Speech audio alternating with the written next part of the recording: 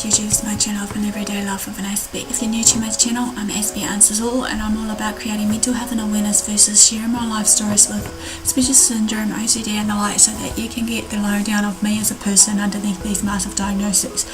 I also at this time do some motivational kind of video series of just certain everyday topics that may come in handy for you guys when you have some downtime, regardless what it may be, for these examples of life, of what throws at us no matter what, and just to let you know that you're not alone, basically just to give you the heads up that I will hope to be your supporter, motivator, educator, what have you. Also, some along the lines, also when I do my video series, sometimes some of the mental health series especially, I do some tips and advice basically, and some of the tips and advice is based on my life experience and training that I've done through Deafblind that I did a few years back here in New Zealand, and that hopefully that in progress state that it will basically come to light of help for any of you sort of thing. So if I do bring out some tips and advice of any mental health disorders or anything like this that has tips and advice along the way, and you feel that it's not for you, just bear in mind it could be for someone else as well. But also just to bear in mind that if you feel that some of these advice I give to you ain't right for you or anything like that, you are entitled to seek for second opinion or medical advice beforehand, before doing anything that's maybe in a way of treating and managing certain symptoms of your mental health disorders versus whatever else it may be that's lying within it. So without further ado guys, basically in the last few series I've been doing trying to finish up my Asperger's syndrome series of certain bits and pieces that I wanted to do of the how-to, and now basically it comes to my attention that, as I said before, that I'll have to complete the ADHD and the dyslexia and series, which I'm hoping to, as I said, give myself 2 weeks to complete some bits. So if there's some parts that I'm going to be missing in some of the Asperger's syndrome series especially, don't fret, I'll revert back to it, or if I've any other topics that you feel for me to share, feel free to let me know anyway, and I'll do my best to research up and just recall everything from my experiences and actually share it with you. So no further ado guys, this one's some ADHD and series that we're going to begin with tonight, and this is basically ADHD and relationships, tips for hopefully creating a stronger and solid partnership with your partner. As we know though, when it comes down to relationships where one or both members of the couple have ADD or ADHD, it can be troubled with by misunderstandings, frustrations and resentments. This lies true with any other just mental health disorders also, that when the tough gets going, sometimes people want to throw in the towel, call it quits, throw toys out of their cot and whatnot because things ain't going their way. But it may be tiring and exhausting, but if you stick with it, sometimes it can be rewarding having a relationship. But then, as I said before in one of the videos, you've got to look out for yourself as well, regardless if you've got this condition or not, or any other conditions that I've shared previously.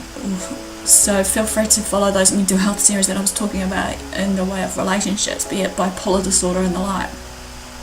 This is especially likely if the symptoms of ADD, ADHD have never been properly diagnosed or treated before this term of events that has happened, of those signs of what happens, of these misunderstandings, frustrations and the like.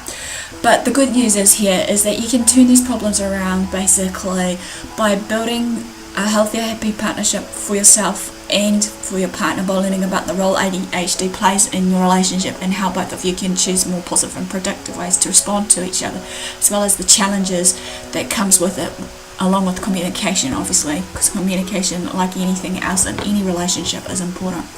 Now the question is, I was hoping to address to you all is right now especially, how does ADD, ADHD affect relationships, or how it does?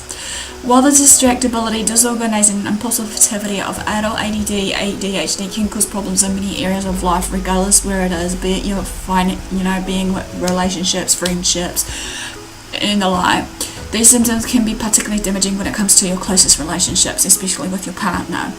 If you're the person with ADD, ADHD, you may feel like you're constantly being criticized, nagged and micromanaged. No matter what you do, nothing seems to please your spouse or partner. However, you don't feel respected as an adult, so you find yourself avoiding your partner or saying whatever you want in order to get him or her off your back, and just say yes, no through big you serve 3 bags full sir just to get them off your back, or just do anything to please them, regardless of, how you may feel about yourself. You wish your significant other, however, could relax even a little bit and stop trying to control every aspect of your life. You wonder what happened to the person you fell in love with, so therefore, you're starting to have doubts, insecurities, and all that come crowding in and whatnot. And that now and again, you just feel that what are you doing in that relationship maybe and whatnot. Again, this rings true if you're in a relationship with someone who has ADHD, and the following you may feel also: lonely, ignored, and just unappreciated of what you do and say. Excuse me. You're tired of taking care of everything on your own and being the only responsible party in the relationship that you've got between you. You don't feel like you can rely on your partner anymore because of the forgetfulness and all those other signs and symptoms that they show. He or she never seems to follow through on the promises that they gave to you, and you're forced to constantly issue out reminders and demands, or else just do things yourself. Sometimes it feels as if your significant other just doesn't seem to care, but in reality, you should know it's not true, regardless of who and what they are with this condition. It's easy to see how these feelings on both sides of the party can contribute to a destructive cycle in the relationship. However, the non-ADHD partner complains, nags, and becomes increasingly resentful, while the ADHD partner feels that they're being judged, misunderstood, gets defensive, and they end up pulling away. But in the end of it, nobody is happy, aren't they? But it doesn't have to be this way. Transforming your relationship starts with understanding the role of that ADHD plays. Once you are able to identify how the symptoms of this works, that influences your interactions as a couple, you can then learn better ways of responding to one another. For the partner with ADHD, this means learning how to manage the problematic symptom. For the non-ADHD partner, however, this means learning how to react to frustrations in ways that encourage and motivate your partner, and not the other way around. Symptoms of ADHD that can cause relationship problems are as follows. Number 1, trouble paying attention. If you have ADHD, you may zone out during conversations, which then make your partner feel ignored and devalued. You may also miss important details or mindlessly agree to something you don't remember later, which can be frustrating to others. Number 2, forgetfulness. Even when the person with ADHD is paying attention, he or she may later forget what was promised or discussed. When it's your spouse's birthday or the formula you said you'd pick up, your partner may start to feel like you didn't care or you were unreliable. Number 3, poor organisational skills. This can lead to difficulty finishing some tasks that was given, as well as general household chaos. Partners may feel like they're always cleaning up after the person with the condition and shouldering a disappropriate amount of the family duties. Number 4, impulsivity. If you have this kind of condition, you may blurt things out without even thinking, which can cause hurt feelings. This impulsivity can also lead to irresponsible and even reckless behaviour. For example, making a big purchase that wasn't even in the budget that you set out, leading to fights over finances, and then finances break down versus just lack of communication and trust. Last but not least, emotional outbursts. Many people with ADHD or ADD have trouble moderating their emotions. You may lose your temper easily and have trouble discussing issues calmly. Your partner may feel like he or she has to walk on eggshells to avoid blow-ups time and time again. Okay, a tip here for this is also just to give you a lowdown as well while I'm going through this with you all, is in our ADHD relationships. First and foremost, put yourself in their shoes. The first step obviously is learning to see things from your partner's perspective of what's going on around them, regardless of this condition, because this goes for any relationship. Just bear in mind some of these tips. If you've been together for a very long time and you've had the same fights over and over again, you might think that you already understand where your partner's coming from. Wrong. But you don't understand how easy it is to misinterpret your partner, however, of their actions and intentions. You and a partner are more difficult than you think, especially if only one of you has this condition that I'm addressing to you all today. And just because you've heard it all before doesn't mean you truly have taken into what your partner was actually saying to you. When emotions are really running high, as they usually do, around these relationship issues with ADD, ADHD, it's particularly difficult to maintain objectively and have a certain perspective in mind. The best way to put yourself in your partner's shoes is to ask them and then simply listen to what they have to say. because at the end of the day, like any relationship, it's all about communication, being inside someone else's shoes for the day and actually have that listening ear, being empathetic enough, understanding enough. Find a right time to sit down and talk with them when you're not already upset with them. Let your partner describe how he or she may feel without interruption from you to explain or defend yourself. When your partner is finished, repeat back the main points you've heard from them and ask if you understood correctly. You may want to write the points down so you can reflect them later when your partner is finished. It's then your turn. Ask him or her to do the same for you and really listen with fresh ears and with an open mind. Okay, again, tips for increasing empathy and understanding in the relationship. Tip number 1, study up on this condition. The more both of you learn about these conditions and symptoms, the easier it will be to see how it is influencing your relationship. You may find that a light bulb comes on. So many of the issues as a couple will finally make sense. This understanding can help the non-ADHD partner take symptoms less personally. For the partner with ADHD, it can be a relief to understand what's behind some of your behaviours also. Number 2, in order to impact your behaviour has on your partner. If you're the one with ADD, ADHD, it's important to recognise how you introduce symptoms affect your partner. If you're the non-ADHD partner, however, consider how your nagging and criticism may make your spouse feel. Don't dismiss their partner's complaints or disregard them, however, because you don't like the way he or she brings it up to and react to you. Number 3, separate who your partner is from his or her symptoms or behaviours. Instead of labeling your partner irresponsible, recognise his or her forgetfulness and lack of follow-through as symptoms of ADD, ADHD. Remember, symptoms aren't character traits, however. That goes for the same with non-ADHD partner too. Recognise that nagging usually arises from feelings of frustration and stress, not because your partner is an unsympathetic hubby. How the partner with ADHD feels versus the partner without the ADHD feels is next. Different is number 1. The brain is often racing ahead of time. They're having the minute of thoughts racing through their mind. People with ADHD experience the world in a different way that others don't usually understand or relate to. Number 2, overwhelm secretly or overtly. Keeping daily life under control takes much more work than others realise. Number 3, to someone to this spouses, their partners spend a good deal of time correcting them or running the show. The corrections make them feel incompetent and often contribute to a parent-child dynamic. Men can describe these interactions as making them feel emasculated. Number 4 is shamed. They often hide a large amount of shame, sometimes compensating with bluster or retreat. Number 5, unloved or unwanted. Consistent reminders from spouses, bosses and others that they should change reinforce that they are unloved as they are.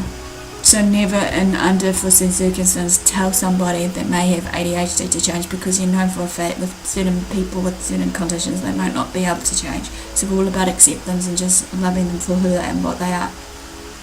Afraid to fail again.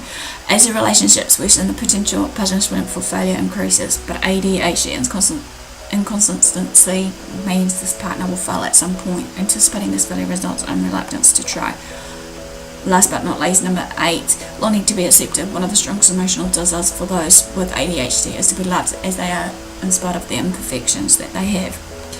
Okay, again, this is all about how the non-ADHD partner may feel. Again, number 1, unwanted or unloved. Due to the lack of attention, it's interpreted as lack of interest rather than a distraction. One of the most common dreams is to be cherished and to receive the attention from one's spouses that will imply this. Number 2, angry and emotionally blocked. Anger and resentment permeate many interactions with the ADHD spouse. Sometimes this anger is expressed as disconnection. In an effort to control angry interactions, some non-ADHD spouses try to block their feelings by bottling them up inside. Number 3, incredibly stressed out. Non-ADHD spouses often carry the vast proportion of the family responsibilities and can never let their guard down. Life could fall apart at any time because of the ADHD inconsistency. Number 6, ignored and offended. To a non-ADHD spouse, it doesn't make sense that the one that has ADHD doesn't act on the non-ADHD's partner's experience and advice more than often when it's clear what needs to be done. Exhausted and depleted. The non-ADHD spouse carries too many responsibilities and no amount of effort seems to fix this relationship. Adult ADHD and relationships. again, another tip is take responsibility for your role. As you know, what I said before about just putting yourself in your partner's shoes, it's now time to take responsibility for your role in the relationship. Progress starts once you become aware of your own contributions to the problems that arises you have as a couple. This goes for the non-ADHD partner as well. While the ADHD partner's symptoms may trigger an issue, the symptoms alone aren't always to blame for the relationship problem. The way the non-ADHD partner responds to the bothersome symptom can either open the door for cooperation, compromise, or provoke misunderstanding and hurt feelings in the first place. If you're the one with ADD, ADHD, you are also responsible for the way you react to your partner's concerns. Your reaction can either make your other feel validated and heard or disregarded and ignored. Break free of the parent-child dynamic. Many couples feel stuck in an unsuitable parent-child type relationship with a non-ADHD partner and the role of the parent and the partner with ADHD and the role of the child. It often starts when the partner with ADD, ADHD fails to follow through on tasks such as forgetting to pay the cable bill, leaving clean laundry in a pile on bed, or leaving the kids stranded after promising to pick them up. The non-ADHD partner takes on more and more of the household responsibilities. The more loops of the partnership becomes, the more resentful he or she may feel. It becomes harder to appreciate the spouse's positive qualities and contributions of the ADHD. Of course, the partner with this senses this. He or she starts to feel like there's no point in trying and dismisses the non-ADHD spouse as controlling and impossible to please.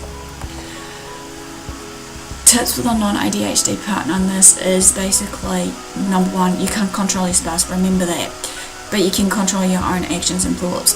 Put an immediate stop to verbal attacks and nagging. Neither of these gets results, however. Number two, encourage your partner when he or she makes progress and acknowledge the achievements along the way as well as the efforts. Number three, stop trying to parent your partner. It is destructive to your relationship and demotivating to your spouse. Tips for the partner with ADHD. Number one, acknowledge the fact that you are ADD and ADHD symptoms interfering with your relationship. It's not just a case of your partner being unreasonable. Number two, if you have to explore some treatment options as you learn to manage your symptoms and become more reliable, your partner will ease off. Number three, last but not least on this part, is find ways to spoil your spouse. If your partner feels cared for by you, even in small ways, he or she will always feel less like your parent. Okay, another tip here is obviously stop fighting and start communicating. As we know that any relationship breakdown will result in resentment and arguments. As you've already maybe seen or heard about so many times, that communication often breaks down between partners that has also ADHD or ADD in the mix. One partner may feel overburdened and the other might feel like they're attacked. They end up fighting each other rather than tackling the issue and solving it and dealing with some proper communication versus compromisation and everything else in between. To improve communication, do what you can to diffuse the emotional volatility. If need be, take time to cool off before discussing an issue. When you have the conversation, listen closer to your partner. Ask yourself what you're really arguing about. What's actually the deeper issue? An example here maybe is, a classic one is, a couple fights over dinner being an hour late. The husband, who doesn't have ADHD, is upset over more than his empty stomach. He feels frustrated with his wife's lack of reliability and attention. In his thoughts, he works hard to provide for her. Why don't I ever get any tender loving care from her? If she cared for me, she'd make much more of the effort.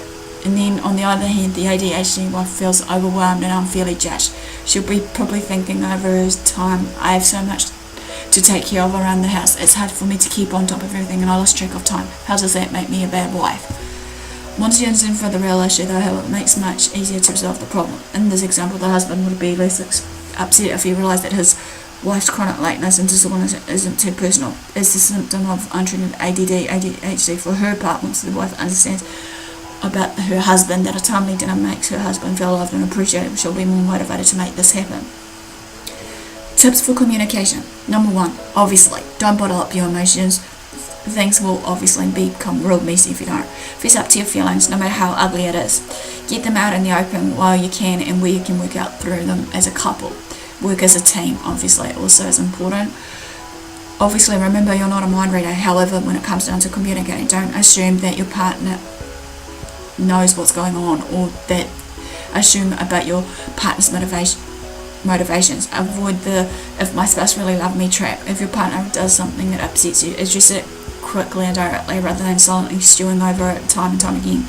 Number 3, watch what you say and how you say it. Avoid critical words and questions that put your partner up on the defensive side. Why can't you ever do what you said you would? Or how many times do I have to tell you this? Number 4, find the humour in the situation. Maybe learn to laugh over the inevitable miscommunications and misunderstandings. Laughter relieves tension, brings you guys closer together.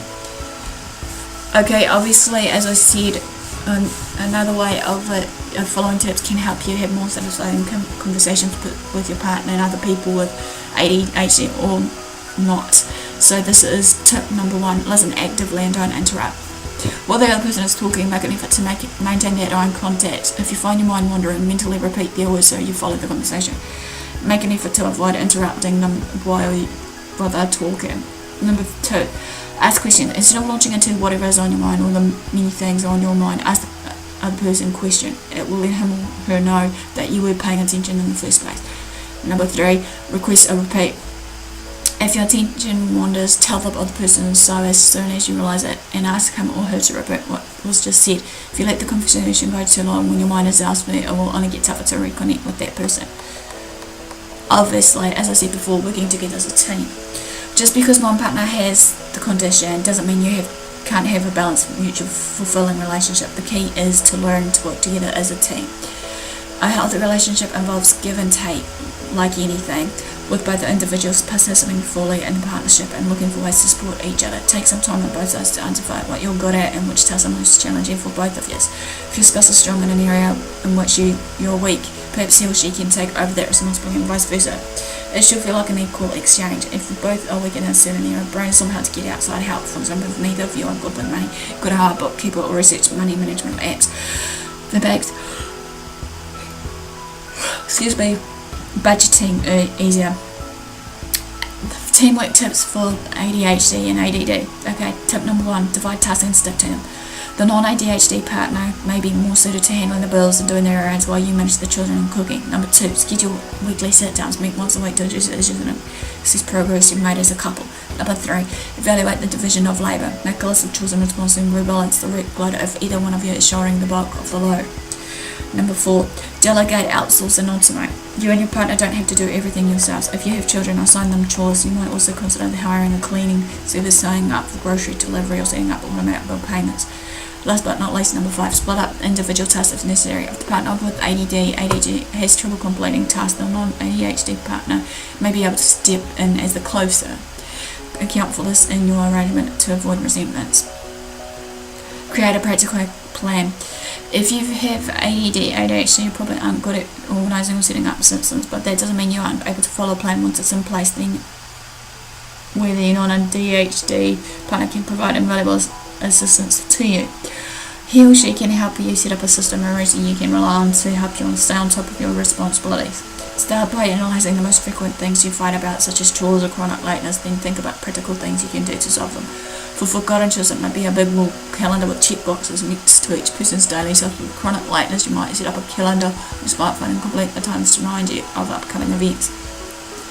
Helping your partner with ADHD, obviously for this, is tip number 1, develop a routine. Your partner will benefit from the added structure. Schedule in things you both need to accomplish and consider. Set time for meals, exercise and sleep. Number 2, set up external reminders. This can be a form of a dry erase board, sticky notes, to-do lists on your phone and the like. Number 3, control clutter. Obviously, as we know that people with this condition have a hard time getting and staying organised, but clutter adds to the feeling that their lives are out of control. Help your partner set up a system for dealing with clutter and staying organised. Ask the ADHD partner to repeat requests to avoid misunderstandings. Have your partner repeat what you have agreed upon. Well, basically that ends the relationship tips and advice for people with ADHD. Give me the like for thumbs up for support. They're showing that you're engaging. Feel free to comment below if I've missed any tips here, because further involvement is good. Even if you can think of anything, it'd be great to put a workload release for me. Obviously, feel free to follow me on Twitter, Facebook, AspieAnswersAll. Feel free to subscribe to my channel if you haven't done so. Feel free to share these videos around to family and friends. Do what you love what you do. Until next time, have a great day, and I'll see you again soon.